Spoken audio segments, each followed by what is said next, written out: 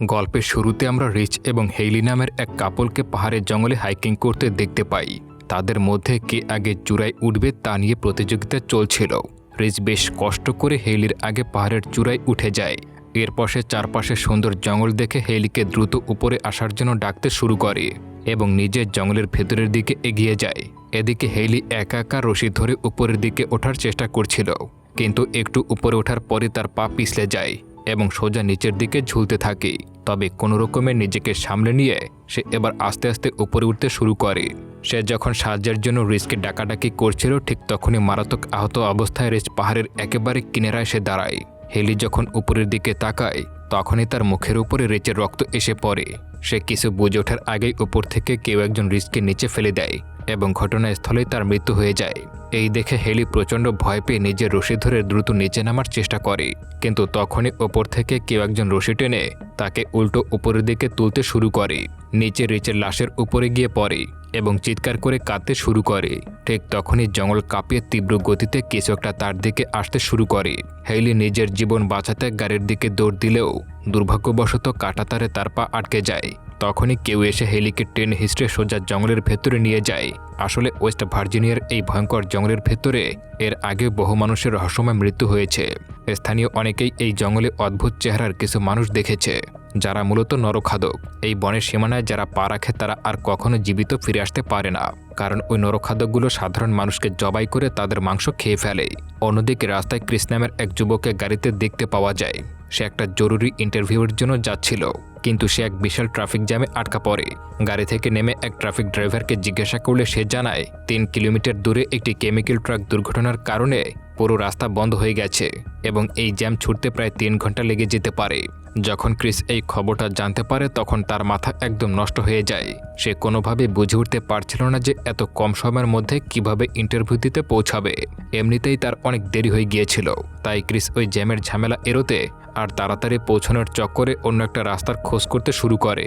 সে যেখানে ইন্টারভিউ দিতে যাচ্ছিল সেখানে ফোন দিয়ে এই খারাপ পরিস্থিতির কথা জানানোর চেষ্টা করে। সে বলে যে রাস্তায় একটা মারাত্মক জ্যাম থাকার কারণে তার পৌঁছাতে একটু লেট হতে পারে, কিন্তু পাহাড়ের জঙ্গল এলাকা হওয়ায় সেখানে মোবাইলের নেটওয়ার্ক একদমই ডাউন ছিল, যার জন্য কথা শেষ হওয়ার আগে তার ফোনটা কেটে যায়। কিছুটা সামনে গিয়ে ক্রিসের চোখ পড়ে পুরনো গ্যাস স্টেশনের সাইনবোর্ডে। তার মনে হয় ওখানে গেলে হয়তো কোনো সাহায্য পাওয়া যেতে পারে। এই ভেবে সে নিজের গাড়িটা সেই দিকে ঘুরিয়ে নেয়। ওখানে পৌঁছানোর পর ক্রিস দেখতে পায় যে চারপাশে প্রচুর ভাঙাচোরা পুরনো গাড়ি আবর্জনার মতো স্তূপ করে পড়ে আছে। এই দৃশ্য দেখে ক্রিস একটু অবাক হলেও আর সেদিকে বেশি মন না দিয়ে সোজা গ্যাস স্টেশনের ভেতরে চলে যায়। সেখানে একটা বুড়ো লোক বসেছিল, যে নেশা করে একদম বুঁদ হয়ে পড়ছিল, আর তার হালও খুব একটা সুবিধার ছিল না। ক্রিস তার কাছে গিয়ে কোনো টেলিফোন আছে কিনা জানতে চাইলে লোকটি ইশারায় একটি টেলিফোন বক্স দেখিয়ে দেয়। ক্রিস জলদি করে সেখানে গিয়ে ফোন করার চেষ্টা করে, কিন্তু দেখা যায় সেই টেলিফোনটা অনেক আগে থেকে ডেট হয়ে পড়ে আছে। এটা দেখে তার টেনশন আরও দ্বিগুণ হয়ে যায়। ঠিক তখনই ক্রিসের চোখ যায় দেয়ালে ঝোলানো একটি ম্যাপের উপর। সে দেখতে পায় যে এই জঙ্গলের ভেতর দিয়ে একটি কাঁচা মাটির রাস্তা সোজা গিয়ে মেইন হাইওয়ের দিকে মিশে আছে। কোন উপায় না দেখে ক্রিস আর এক মুহূর্ত সময় নষ্ট না করে গাড়ি নিয়ে ওই মাটির রাস্তা দিয়ে রওনা দেয়।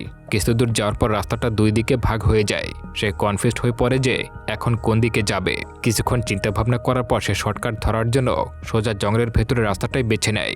তার মনে হচ্ছিল এই পথ দিয়ে গেলে সে হয়তো কম সময়ের মধ্যেই হাইওয়ে চলে যেতে পারবে, কিন্তু ক্রিস বিন্দুমাত্র টের পায়নি যে তার একটা ভুল সিদ্ধান্তই তার জীবনের সবথেকে বড় ভুল হতে পারে।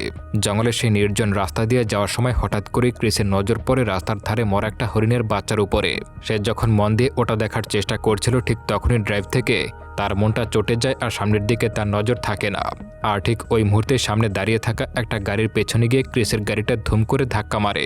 একটা মারাত্মক অ্যাক্সিডেন্ট ঘটলেও ভাগ্যিস এখানে কারোর গায়ে কোনো আঁচড় লাগেনি। যে গাড়িটার সঙ্গে ক্রিসের ধাক্কা লেগেছিল সেটা ছিল কয়েকজন ছাত্রছাত্রীর গাড়ি, যারা এই জঙ্গলে ক্যাম্পিং করতে এসেছিল। ক্রিস গাড়ি নিয়ে নেমে প্রথমে তাদের কাছে নিজের ভুলের জন্য ক্ষমা চায় এবং তাদের গাড়িতে যা যা ক্ষতি হয়েছে সব টাকা দিয়ে দেওয়ার কথা বলে।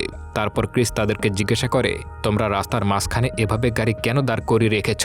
তখন জেসি নামের একটি মেয়ে তাকে জখম হওয়া টায়ারটাকে দেখিয়ে বলে যে কে বা কারা যেন রাস্তার উপরে ধারালো কাঁটাতার বিছিয়ে রেখেছিল, যার উপর দিয়ে গাড়ি চালানোয় তাদের টায়ার একদম ফেটে চৌচুর হয়ে গেছে। টায়ারের অবস্থা দেখে খুব পরিষ্কার বোঝা যাচ্ছিল যে এটা কোনো সাধারণ দুর্ঘটনা নয়, বরং কেউ প্ল্যান করে ইচ্ছা করেই ওই কাঁটাতার রাস্তায় পেতে রেখেছিল। এখন তারা ক্রিসের গাড়িতে করেও কোথাও যেতে পারবে না, কারণ দুর্ঘটনার কারণে ক্রিসের গাড়ির ইঞ্জিনটা পুরোপুরি লক হয়ে গেছে। এই অবস্থা দেখে একটি মেয়ে তখন সবাইকে বুদ্ধি দেয় যে পেছনে আমি একটা গ্যাস স্টেশন দেখে এসেছি, ওখানে একটি টেলিফোন আছে, চলো সবাই মিলে ওখানে যাই। যদি কোনোভাবে ওটা ঠিক করে সাহায্য জোগাড় করা যায় তবে তো ভালোই হয়। তবে ক্রিস তাদেরকে বাধা দিয়ে বলে, আমি মাত্রই সেখান থেকে আসলাম, ওখানকার টেলিফোনটা একদম ডেড, তাই কষ্ট করে পেছনে গিয়ে কোনো লাভ হবে না। ক্রিসের কথা শুনে তারা সবাই মিলে সামনের দিকে এগিয়ে যাওয়ার সিদ্ধান্ত নেয়। তবে রওনা দেওয়ার আগে তারা ইভান আর ফ্রান্সিস নামের দুজনকে গাড়ির কাছে রেখে যায়, যাতে কেউ জিনিসপত্র পাহারা দিতে পারে। তারা মূলত সামনের দিকে এগিয়ে যাচ্ছিল এই আশায় যে জঙ্গলের ভেতরে হয়তো কোনো বাড়িঘর পেয়ে যাবে আর সেখান থেকে হয়তো সাহায্য মিলবে। কিছুদূর যাওয়ার পর তারা রাস্তায় একটা মরা পশুকে পিষে ফেলে রাখা অবস্থায় দেখতে পায়। ওটাতে বেশি পাত্তা না দিয়ে যখন তারা আরেকটু সামনে এগোয় তখন দেখতে পায় মাঝ রাস্তায় কেউ একটা টায়ারে আগুন ধরিয়ে রেখেছে। এই অদ্ভুত সব কাণ্ড কারখানা দেখে ক্রিস এবার বুঝতে পারে যে এই জায়গাটা মোটেও সুবিধার নয় এবং এখানে তাদের জন্য বড় কোনো বিপদ অপেক্ষা করে আছে। তাই সে দেরি না করে সবাইকে জলদি এখান থেকে কেটে পড়ার কথা বলে। ওদিকে ইভান আর ফ্রান্সিস গাড়ির কাছে বাকিদের জন্য ওয়েট করছিল। তারা ভাবছিল তাদের বন্ধুরা হয়তো দ্রুতই কোনো সাহায্য নিয়ে ফিরতে পারবে, কিন্তু বেশ খানিকটা সময় পার হয়ে গেলেও কারোর কোনো পাত্তা ছিল না। ঠিক তখনই হঠাৎ করে জঙ্গলের ভেতর থেকে অদ্ভুত একটা খড়খড় শব্দ ভেসে আসে। শব্দটা শুনে ইভান ফ্রান্সিসকে বলে, তুমি গাড়ির ভেতরেই বসো, আমি দেখে আসছি জঙ্গল থেকে কিসের আওয়াজ ভেসে আসছে। এই বলে সে জঙ্গলের দিকে এগিয়ে যায়। ফ্রান্সিস গাড়ির ভেতরে বসে অনেকক্ষণ অপেক্ষা করার পরও যখন ইভান ফিরছিল না তখন সে টেনশনে পড়ে যায় এবং নিজেই ওকে খুঁজতে জঙ্গলের দিকে পা বাড়ায়। ভেতরে কিছুটা যাওয়ার পর সে মাটিতে ইভানের জুতো জোড়া পরে থাকতে দেখতে পায়। ইভান নিজের জুতা ফেলে কোথায় গায়েব হয়ে গেল সেটা সে কিছুই বুঝে উঠতে পারছিল না। ফ্রান্সিস যখন একটু সামনে এগিয়ে ভালো করে খোঁজাখুঁজি শুরু করে তখন মাটিতে একটা কাটা মানুষের কান পরে থাকতে দেখতে পায়। সে তখনই চমকে যায়। কানের রিংটা দেখে সে মুহূর্তের মধ্যেই চিনে ফেলে যে এটা আর কারণ নয় বরং ইভানের কান। এই ভয়ঙ্কর দৃশ্য দেখার পর ফ্রান্সিসের বুক কাঁপতে শুরু করে এবং সে সেখান থেকে উল্টো পায়ে দৌড়ে পালানোর চেষ্টা করে, কারণ সে টের পেয়েছিল যে কোনো এক জল্লাদ ইভানকে শেষ করে দিয়েছে এবং এরপর তার নিজেরও জান যেতে পারে। কিন্তু সে পালিয়ে জীবন বাঁচানোর আগেই আচমকা পেছন থেকে একজন এসে তাকে জাপটে ধরে ওখানেই খতম করে দেয়। অন্যদিকে ক্রিস আর তার সঙ্গীরা হাঁটতে হাঁটতে অনেক দূর চলে আসে, কিন্তু কিছু দূর যাওয়ার পর দেখা যায় বনে সেই কাঁচা রাস্তাটা একেবারে শেষ হয়ে গেছে। আর কোনো উপায় না দেখে তারা বনের আরো গভীরের দিকে ঢুকতে শুরু করে। তারা আশা করছিল সেখানে হয়তো কোনো বাড়িঘর মিলবে। বনের বেশ কিছুটা ভেতরে আসার পর সত্যি সত্যি তাদের চোখে একটা কাঠের বাড়ি পড়ে যায়। বাড়িটা দেখে তারা সবাই ভীষণ খুশি হয়ে যায়, কারণ তাদের মনে হচ্ছিল এবার হয়তো তারা সাহায্য পেতে পারে। কিন্তু সেই অদ্ভুত বাড়ির কাছাকাছি যাওয়ার পরই তারা দেখতে পায় যে ঘরের চারপাশে একগাদা পুরনো ভাঙাচোরা গাড়ির স্তূপ করে রাখা আছে। এইসব কাণ্ড দেখে তাদের মনে একটু খটকা লাগলেও তারা সোজা ঘরের ভেতরের দরজায় গিয়ে টোকা দিতে শুরু করে, কিন্তু ভেতর থেকে কোনো সাড়া শব্দ না পাওয়ায় তারা নিজেরাই দরজার লক খুলে ঘরের ভেতরে ঢুকে পড়ে। তবে ভেতরের হালচাল দেখা মাত্রই তাদের সবার হাত পা একদম ঠান্ডা হয়ে যায়। পুরো ঘরটা কুৎসিত আর নোংরা আবর্জনায় ভরা ছিল। দেখে মনে হচ্ছিল বহু বছর ধরে এখানে কোনো ঝাড়ু পর্যন্ত দেওয়া হয়নি। টেবিলের উপর রাখা থালা বাসনগুলো গিজগিজ করছিল ময়লায়। তারা মূলত কোনো রেডিও বা যোগাযোগের অন্য কোনো মাধ্যম খোঁজার জন্য এই ঘরের কোনায় কোনায় তল্লাশি শুরু করে, কিন্তু কাজের মতো কোনো কিছুই তাদের চোখে পড়ছিল না। হঠাৎ ক্রিস যখন গিয়ে ফ্রিজের দরজাটা খোলে সে জাস্ট পাথরের মতো জমে যায়। সে দেখতে পায় তার ভেতরে মানুষের মাংস পলিথিন করে জমিয়ে রাখা হয়েছে। অন্যদিকে জেসি যখন বাথরুমে উকি দেয় তখন সে বেসিনের ভেতরে মানুষের শরীরে কাটা অংশ পড়ে থাকতে দেখতে পায় এবং সে আতঙ্কে চিৎকার করে ওঠে। এর মধ্যেই অন্য একটা কন্টেনার মুখ খুলতেই তারা দেখতে পায় যে ভেতরে হুবহু সেই ধারালো কাঁটাতারগুলো রাখা আছে, যেগুলোর জন্য একটু আগে তাদের গাড়ির টায়ার ফেটেছিল। এসব ভয়ঙ্কর জিনিস দেখার পর তারা টের পায় যে এই বাড়ির মালিকরা কোনো স্বাভাবিক মানুষ নয়, তারা আসলে মানুষরূপী পিশাচ। তাই তারা এক সেকেন্ডও দেরি না করে ওখান থেকে চলে যাওয়ার সিদ্ধান্ত নেয়। কিন্তু তারা যখনই মেইন দরজার দিকে এগোয় তখনই বাইরে একটা গাড়ির আওয়াজ শুনতে পায়। ক্রিস জানালার ফাঁক দিয়ে উঁকি মেরে দেখতে পায় একটা গাড়ি সোজা এই বাড়ির দিকে এগিয়ে আসছে। তারা বুঝে যায় যে সামনের দরজা দিয়ে পালানোর আর কোনো রাস্তা নেই, আর পেছনের দরজাও আগে থেকেই কেউ লোহা লক্কর দিয়ে জ্যাম করে রেখেছিল। চারদিক থেকে আটকা পড়ে গিয়ে আর কোনো উপায় না দেখে তারা শেষমেশ ওখানেই একটা বড় ডাইনিং টেবিলের নিচে লুকিয়ে পড়ে। তার পরপরই ঘরের ভেতরে সেই নরখাদক মনস্টারগুলো ঢোকে। তারা ঢুকে জঙ্গল থেকে আনা ইভানের নিথর দেহটা ধূপ করে টেবিলের উপর ছুঁড়ে মারে। এই বিভৎস দৃশ্য দেখে নিচে লুকিয়ে থাকা জেসির দল ভয় কাঁপতে শুরু করে। এরপর আরও 2টা মনস্টার সেখানে এসে হাজির হয়, যাদের চেহারা ছিল বিকৃত আর ভয়ঙ্কর। তারা এরপর লাশটাকে টুকরো করতে শুরু করে। উপর থেকে টপ টপ করে রক্ত নিচে পড়তে দেখে জেসি তখন আতঙ্কে চিৎকার করে উঠছিল। তখনই ক্রিস খপ করে তার মুখটা চেপে ধরে, যাতে মনস্টারগুলো বিন্দুমাত্র টের না পায়। এরপর মাংস খেয়ে ওই 3 মনস্টার যখন খাটের উপরে নাক ঢেকে ঘুমাতে শুরু করে, তখন টেবিলের নিচ থেকে তারা আস্তে আস্তে বের হওয়া শুরু করে। বাকি 2জনও আলমারির আড়াল থেকে বেরিয়ে আসে। এখন তারা 4জন বিড়ালের মতো পা টিপ টিপ করে ঘর থেকে বেরোনোর চেষ্টা করছিল। কোনোভাবে 3জন বাইরে বেরিয়ে গেলেও ঠিক ক্রিস যখন দরজার কাছে পৌঁছায়, তখনই একটা কাঠের তক্তা মরমর করে ভেঙে ওঠে। সেই আওয়াজে একটা মনস্টারের ঘুম ভেঙে যায়। মনস্টারটা চিৎকার করে উঠতে ক্রিস বুঝতে পারে যে তারা ধরা পড়ে গেছে। সে আর এক মুহূর্ত দেরি না করে চিৎকার দিয়ে ওঠে, আর 4জনই প্রাণ বাঁচাতে পাহাড়ের ঢল বেয়ে ঘন জঙ্গলের দিকে ছুটতে শুরু করে। কিন্তু ওই নরখাদ্যগুলো ছাড়ার পাত্র ছিল না। তারা তাদের শিকারি গাড়ি নিয়ে ওদের পিছু নেয়। দৌড়াতে দৌড়াতে জেসির দল বনের একটা নির্জন জায়গায় পৌঁছে যায়, যেখানে পাহাড়ের খাজে খাজে শত শত পুরনো ভাঙাচোরা গাড়ির স্তূপ করে রাখা ছিল। গাড়ির এই বিশাল স্তূপ দেখে তাদের মাথায় একটা বুদ্ধি আসে। এখান থেকে কোনো একটা গাড়ি নিয়ে তারা চম্পট দেবে। কিন্তু তারা যতবারই একটা গাড়ি স্টার্ট করার চেষ্টা করছিল, কোনো গাড়ি চালু হচ্ছিল না। আসলে ওখানে রাখা প্রতিটা গাড়ি ছিল একদম বিকল। এখন তারা কিভাবে এই জঙ্গল থেকে পালাবে সেই চিন্তায় যখন সবাই করছিল, ঠিক তখনই ওই 3 নরখাদক তাদের শিকারি গাড়ি নিয়ে সেখানে এসে হাজির হয়। তাদেরকে দেখা মাত্রই জেসির দল জলদি একটা ভাঙা গাড়ির আড়ালে লুকিয়ে পড়ে। কিন্তু ওই জল্লাদগুলো খুব ভালো করে জানতো যে শিকারি আশেপাশে কোথাও লুকিয়ে আছে। তাই তারা কুড়াল তীরধনুক হাতে আস্তে আস্তে তাদের দিকে এগিয়ে যেতে শুরু করে। পরিস্থিতি বেগতিক দেখে ক্রিসের মাথায় একটা বুদ্ধি খেলে যায়। সে বাকিদেরকে ফিসফিস করে বলে, আমি চিৎকার করে ওদের মনোযোগ আমার দিকে ঘুরিয়ে দিচ্ছি, আর এই সুযোগে তোমরা সবাই মিলে ওদের গাড়িটি নিয়ে কেটে পড়বে। এই বলে ক্রিস জোরে চিৎকার দিয়ে উল্টো দিকে দৌড় লাগায়। কিন্তু তখনই একটা মনস্টার ক্রিসের পা লক্ষ্য করে গুলি চালিয়ে দেয়। গুলির কারণে ক্রিস মারাত্মকভাবে জখম হয়ে মাটিতে পড়ে যায়। ওদিকে মনস্টারগুলো যখন ক্রিসকে খতম করার জন্য তার দিকে এগিয়ে যাচ্ছিল, তখন তাদের দলের স্কোয়াড ক্রিসকে বাঁচাতে নিজে অন্য দিকে দৌড় লাগায় এবং চিৎকার করে তাদের নজর নিজের দিকে নিয়ে নেয়। মনস্টারগুলো তখন ক্রিসকে ছেড়ে স্কটের পিছু নেয়। এই শোবানোর সুযোগ হাতছাড়া না করে জেসি আর তার বান্ধবী দৌড়ে গিয়ে জখম ক্রিসকে উদ্ধার করে নিয়ে আসে। তারা ক্রিসকে কাঁধে ভর দিয়ে কোনো রকমের টেনে হিসড়ে মনস্টারদের গাড়ির কাছে নিয়ে আসে এবং তাকে ভেতরে বসিয়ে দ্রুত গাড়িটা স্টার্ট দিয়ে সেখান থেকে কেটে পড়ে। গাড়ি নিয়ে পালানোর সময় তারা জঙ্গলের মধ্যে স্কটকেও খোঁজার চেষ্টা করছিল। কিছুটা ড্রাইভ করার পর ফাইনালি তারা তাকে দেখতে পেয়ে যায়। জেসিরা জোরে চিৎকার করে তাকে জলদি গাড়িতে উঠতে বলে, কিন্তু স্কট যখনই দৌড়ে গাড়ির একদম কাছাকাছি চলে আসে, ঠিক তখনই আচমকা একটা ধারালো তীর এসে সোজা তার বুকের মধ্যে ঢুকে যায়। মুহূর্তের মধ্যে স্কট ওখানেই মাটিতে লুটিয়ে পড়ে। চোখের সামনে নিজের বন্ধুকে এভাবে মরতে দেখে গাড়ির ভেতরে সবাই একদম ভেঙে পড়ে। কিন্তু শোক করারও কোনো সময় ছিল না, কারণ ওই নরখাদ্যগুলো তখন দূর থেকে তাদের গাড়ি লক্ষ্য করে ঝাঁকে ঝাঁকে তীর ছুড়ছিল। তারা নিজেদের যান বাঁচানোর জন্য 1 সেকেন্ডও দেরি না করে সেখান থেকে স্পিডে গাড়িটা ছুটে পালিয়ে যায়। বেশ কিছুটা পথ যাওয়ার পর তারা হঠাৎ করে ব্রেক করতে বাধ্য হয়, কারণ ওই মনস্টারগুলো আগে থেকেই রাস্তার মাঝখানে বড় বড় গাছ কেটে ফেলে রেখেছিল। কোনো উপায় না দেখে তারা গাড়ি ওখানেই ফেলে রেখে এবার পায়ে হেঁটে সামনের দিকে এগোতে শুরু করে। টানা কয়েক ঘন্টা হাঁটার পরও জঙ্গলের যেন কোনো শেষই মিলছিল না, আর কোনো লোকালয়ের চিহ্ন পাওয়া যাচ্ছিল না। ক্রিসরা তখন ক্লান্তিতে একদম ভেঙে পড়ছিল। কিন্তু সবচেয়ে বড় ভয়ের ব্যাপার ছিল যে খুব জলদি রাত নেমে আসছিল, আর এই খোলা জঙ্গলে রাত কাটানো মানেই ছিল ওই নরখাদকদের হাতে নিজেদেরকে সঁপে দেওয়া। তাই তাদের এই মুহূর্তে আর একটা নিরাপদ আস্তানার খুব দরকার ছিল। তারা যখন হন্যে হয়ে একটা নিরাপদ আশ্রয় খুঁজছিল, ঠিক তখনই জেসির চোখে জঙ্গলের মাঝে একটা বিশাল ওয়াচ টাওয়ার পড়ে। টাওয়ারটা দেখেই তারা বুঝতে পারে যে আজকের রাতটা পার করার জন্য এর চেয়ে সেফ জায়গা আর হতেই পারে না। তারা আর দেরি না করে দ্রুত টাওয়ারের মই বেয়ে একদম উপরে উঠে যায়। উপরে উঠে জানালা দিয়ে যখন তারা চারপাশটা দেখার চেষ্টা করে, তখন জঙ্গল ছাড়া আর কিছুই চোখে পড়ে না। তবে ঘরের ভেতরে তারা একটা ফার্স্ট এড বক্স পেয়ে যায়, যা দিয়ে জেসি জলদি ক্রিসের পায়ের ক্ষতস্থানে ব্যান্ডেজ বেঁধে দেয়। এর পাশাপাশি সেখানে একটা পুরনো রেডিও পাওয়া যায়। তারা বাইরের দুনিয়ার সঙ্গে যোগাযোগ করার জন্য রেডিওর ফ্রিকোয়েন্সি মেলানোর আপ্রাণ চেষ্টা করে, কিন্তু জঙ্গল গভীর হওয়ায় কোনো দিক থেকে রেসপন্স আসছিল না। ঠিক তখনই ক্রিস যখন জানালা দিয়ে নিচে তাকায়, ভয়ে তার গায়ের রক্ত জল হয়ে যায়। সে দেখতে পায় নিচে ওই 3 নরখাদক মশাল হাতে তাদেরকে খুঁজতে শুরু করেছে এবং ওই টাওয়ারের গোড়াতেই এসে দাঁড়িয়ে আছে। তাই তাদের হাত থেকে বাঁচতে তারা কোনো আওয়াজ না করে চুপচাপ উপরে ঘরে বসে থাকে। কিন্তু ঠিক ওই মুহূর্তে রেডিও থেকে হুট করে একজন রেসপন্স করে বসে। রেডিও সেই আওয়াজ নিচে থাকা নরখাদকদের কানে পৌঁছে যায়। তারা সঙ্গে সঙ্গে বুঝতে পারে যে শিকার ওয়াচ টাওয়ারের উপরেই লুকিয়ে আছে।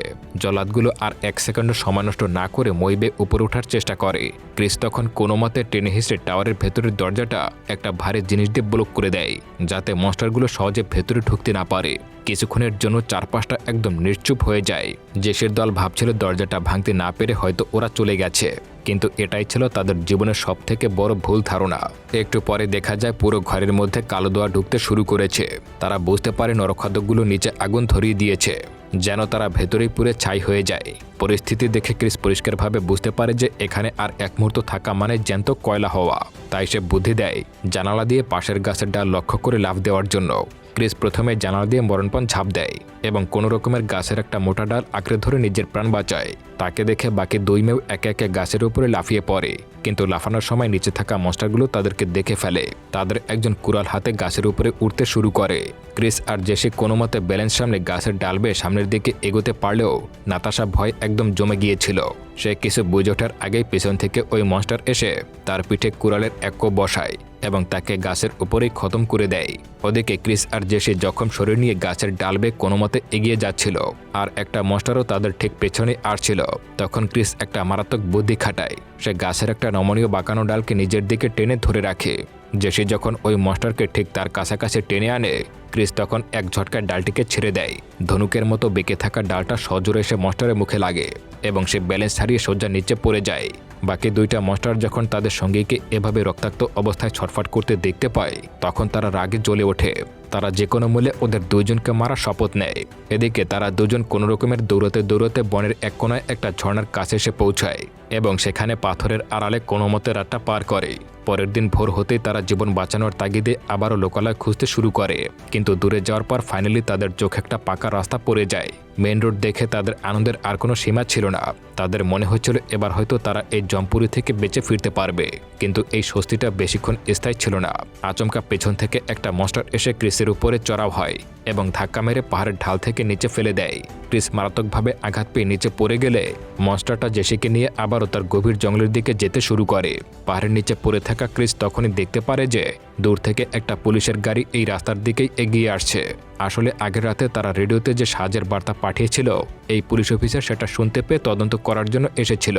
ক্রিস কোনো মতে উঠে দাঁড়িয়ে দৌড়ে গিয়ে পুলিশের গাড়ির সামনে দাঁড়ায় এবং তাকে পুরো ঘটনাটা খুলে বলে, কিন্তু সে কথা শেষ হওয়ার আগেই জঙ্গল থেকে ছুটে আসা একটা ধারালো তীর সোজা এসে পুলিশের মাথায় লাগে। অফিসারটি তখনই মারা যায়। এই বিভৎস কাণ্ড দেখে ক্রিস আতঙ্কে শিউরে ওঠে। সে পুলিশের গাড়িটা নিয়ে পালানোর জন্য ড্রাইভিং সিটে চড়ে বসে, কিন্তু দুর্ভাগ্যবশত গাড়ির চাবিটা ছিল মৃত পুলিশের পকেটে। মনস্টারগুলো একদম কাছাকাছি চলে আসায় ক্রিসের পক্ষে গাড়ি থেকে নেমে চাবি আনা সম্ভবও ছিল না। তাই সে নিজের জীবন বাঁচাতে জলদি আবারও জঙ্গলের ঝোপঝাড়ের মধ্যে আড়ালে লুকিয়ে পড়ে। কিছুক্ষণের মধ্যেই মনস্টারগুলো সেখানে এসে পুলিশের লাশটা তুলে তাদের নিজেদের গাড়ির পেছনে ফেলে দেয় এবং গাড়িটা স্টার্ট দিয়ে আস্তানার দিকে রওনা দেয়। এই মুহূর্তে ক্রিস পেছন থেকে দৌড়ে এসে চলন্ত গাড়ির নিচে শুয়ে পড়ে এবং গাড়ির অ্যাক্সেল ও লোহার রডগুলো শক্তভাবে আঁকড়ে ধরে। এভাবে সে মনস্টারদের অলক্ষ্যেই তাদের আস্তানায় পৌঁছে যায়। ওদিকে আস্তানায় জেসিকে একটা খাটের সঙ্গে শক্ত করে বেঁধে রাখা হয়েছিল, কারণ মনস্টারদের প্ল্যান ছিল তারা জ্যান্ত তাকে সেদ্ধ করবে। এমন সময় অন্য মনস্টারটি পুলিশের লাশ বোঝাই করা গাড়িটা নিয়ে সেখানে পৌঁছে যায়। সে গাড়ি থেকে অফিসারের দেহটা নামিয়ে সোজা ঘরের ভেতরে ঢুকে যায় এবং 3 রাক্ষস মিলে লাশটাকে খেতে শুরু করে। একটু পরে একটা মনস্টার জেসিকে মারার জন্য এগিয়ে যায়। ঠিক এই চরম মুহূর্তে ক্রিস বাইরে থেকে তাদের কাঠের ঘরের দরজায় আগুন ধরিয়ে দেয়।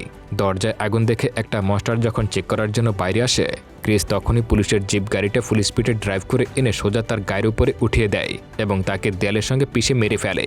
কিন্তু ঘরের ভেতরে থাকা অন্য মনস্টারটি ক্রিসের উপরে অতর্কিত হামলা চালায় এবং তাকেও মেরে রক্তাক্ত করে দেয়। ক্রিস কোনো মতে তাকে কাটিয়ে জেসির দিকে ছুটে যায় এবং তার হাতের বাঁধন কাটার চেষ্টা করে, কিন্তু সে বাঁধন আলগা করার আগেই পেছন থেকে নরখাদক মনস্টারটা এসে ক্রিসকে এক ঝটকায় তুলে মাটিতে সজোরে আছাড় মারে। এরপর সে কুড়াল নিয়ে ক্রিসকে মারার জন্য বারবার কোপাতে শুরু করে, আর এক পর্যায়ে সে যখন ক্রিসকে মেরেই ফেলছিল, ঠিক তখনই জেসি একটা ধারালো তীর নিয়ে সোজা সেই মনস্টারের মাথার ভেতরে ঢুকিয়ে দেয়, যার কারণে ওই মনস্টারটা তখনই মারা যায়। এরপর তারা যখনই ওই নরকের ঘর থেকে পালিয়ে যাওয়ার প্ল্যান করছিল, তখন হঠাৎ করে মনস্টারটা সেখানে এসে হাজির হয়, যাকে তারা গাছ থেকে ধাক্কা দিয়ে ফেলে দিয়েছিল। সে এসে জখম ক্রিসকে একদম শেষ করে দেওয়ার জন্য তার উপরে চড়াও হয়ে যায়, কিন্তু এবার আর ক্রিস একা ছিল না। জেসি আর ক্রিস 2 জনে মিলে তার উপরে পাল্টা আক্রমণ করায় মনস্টারটা আর বেশি সুবিধা করতে পারছিল না। লড়াইয়ের এক পর্যায়ে ক্রিস একটা কুড়াল নিয়ে সোজা ওই মনস্টারের বুকে গেঁথে দেয়, যার চোটে সেই মনস্টারও সেখানে মৃত্যু হয়ে যায়। তবে তারা যখন ঘরের দরজা দিয়ে বাইরে বের হওয়ার চেষ্টা করছিল, ঠিক তখনই প্রথমে যেই মনস্টারটাকে ক্রিস গাড়ি দিয়ে পিষে দিয়েছিল সে জেসির পা খপ করে ধরে ফেলে। জেসি লাথি মেরে কোনো মতে তার হাত থেকে নিজের পা ছাড়িয়ে নেয়। তখনই দেখা যায় যে মনস্টার গায়ে আগুন লেগেছিল সেও আবার তাদেরকে ধরার জন্য উঠে দাঁড়ানোর চেষ্টা করছে। আর ক্রিস যাকে কুড়াল দিয়ে মেরেছিল সে মরার নাম নিয়ে নড়াচড়া করতে শুরু করেছে।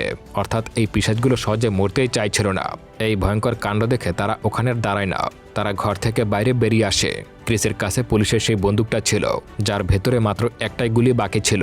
ক্রিস তখন চরম বুদ্ধিমত্তার একটা পরিচয় দিয়ে আস্তানার সামনে দাঁড়িয়ে থাকা সেই পুলিশ অফিসারের গাড়ির গ্যাসের ট্যাঙ্কের উপরে সোজা নিশানা করে গুলি চালিয়ে দেয়। গুলির সাথে সাথেই পুরো বাড়িটা বিকট শব্দে একটা বিশাল ব্লাস্ট হয়ে যায় এবং মুহূর্তের মধ্যেই পুরো আস্তানায় দাউ দাউ করে আগুন জ্বলে ওঠে। এই ভয়াবহ বিস্ফোরণের কারণে ওই 3 নরখাদক সেখানে চিরতরের মৃত্যু হয়ে যায়। এরপর তারা দুজনে ওই শিকারী গাড়ি নিয়ে জঙ্গল থেকে বেরিয়ে পড়ে। ড্রাইভ করতে করতে তারা সোজা পৌঁছে যায় সেই গ্যাস স্টেশনে যেখান থেকে এই পুরো বিপদের শুরু হয়েছিল। সেখানে সে ক্রিস দেয়ালে ঝোলানো সেই ম্যাপটাকে টেনে চিরে ফেলে। সে কাজটা এই জন্যই করছিল কারণ সে কোনোভাবেই চাইছিল না যে এই অভিশপ্ত ম্যাপ দেখে আর কোনো সাধারণ মানুষ এই জঙ্গলের দিকে বিপদ ডেকে আনুক। এরপর তারা দ্রুত গাড়ি নিয়ে শহরের দিকে রওনা দেয়। আর এর সাথে সাথে এই গল্পটা এখানেই শেষ হয়ে যায়। বন্ধুরা, গল্পের কোন পার্টটা আপনার সবথেকে বেশি ভালো লেগেছে কমেন্ট করে জানিয়ে দিন। আর পরবর্তী ভিডিও দেখার আমন্ত্রণ জানিয়ে আজকের মতো এখানেই বিদায় নিচ্ছে। খোদা হাফেজ।